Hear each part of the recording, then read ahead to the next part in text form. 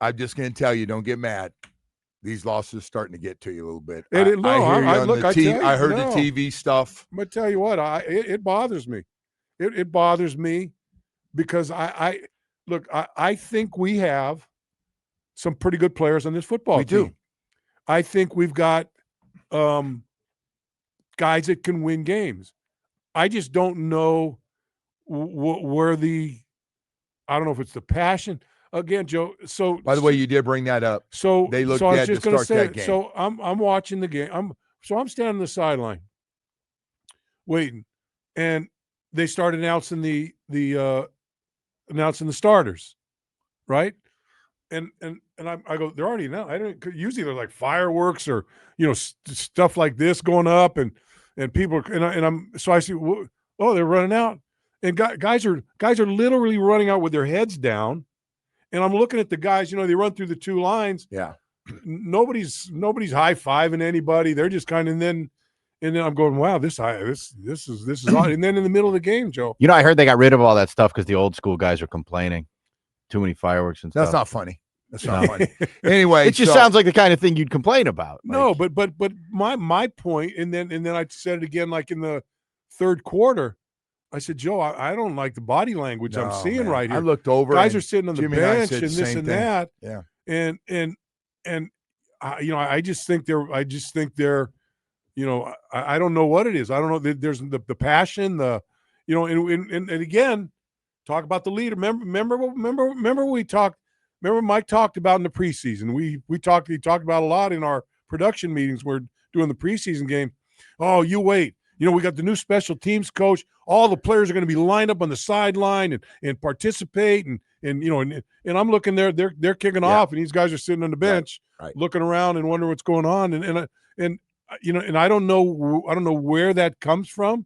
Maybe it's just the fact that you thought you were going to be a better team, and now you're sitting in there, and you're at that time you're 1-4, facing 1-5, and now you go, where the hell are we now? I think this is a team that needs to find themselves and try to figure out where to get some passion back and get some, get some energy on this team. So how do you do that? I don't know these things. And by the way, they came out in that third quarter. What was that? They came out minus 11 to 155 yards, and we were minus. And what was 11. that? What was the? What'd you do at half? So the first. What about the first quarter? For the first quarter, the first half was the first half of first quarter. They were with the time of possession was like 11 something, and we had like 3 minutes. Yeah, or 14 something. Some real oddball. Really? What's I don't. We have had droughts offensively, and I know I'm not saying that the offense is the number one problem because the run defense. So, Bo, I ask you this every week. So, is this just? Well, let's see if somebody got better. What do we do at this point? Because we haven't been able to stop anybody, even teams that have all backups. Right. Yes. I don't know the answer to that question. Because they're going to try to run it. But there's problems everywhere, Joe.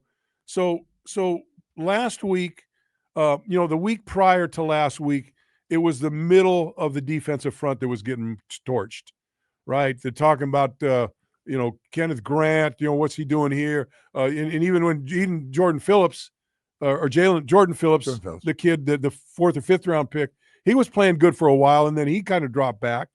Biggers hasn't even been coming on active. No, and so you got Sealer in there, and I thought they played better this week. I thought Grant got a sack, and I thought they were a little bit more stout, but. So instead of running in the middle, they're bouncing outside. Just bouncing outside and getting the yardage on the outside. That was a problem. So and you got another containment. I know one of your pet peeves is containment. You got a running back that came off the practice squad and torched you for about $1.25. Yeah. Right. I mean, it's and again, I'm watching good players making bad plays. Yeah. Right. I don't know what you do. I don't know what it's on both sides of the football. So the same problem over and over again. We talk about them. We're getting better. We're going to work on them. Everybody's saying the same things, and it's just. And look, Tua fired up myself. Tua's, Tua's. I didn't bring him up. I don't know what to think of Tua. You see some good, and then other times you see there's a lot of what was that? Yeah. Like I heard you coming in. So he gets pressured, sneaks out of the pocket, comes down the field. It's a 3rd and 12, and he gets to about 9 and goes down. And look, not going to take a hit. Not going to take a hit. And by the way, he's been coached not to because they want him to line up. And he'll get that. I mean, how many times have we seen this year where he's in there, he's pressured. He said, "I hell with it. I'm just going to throw it out of bounds."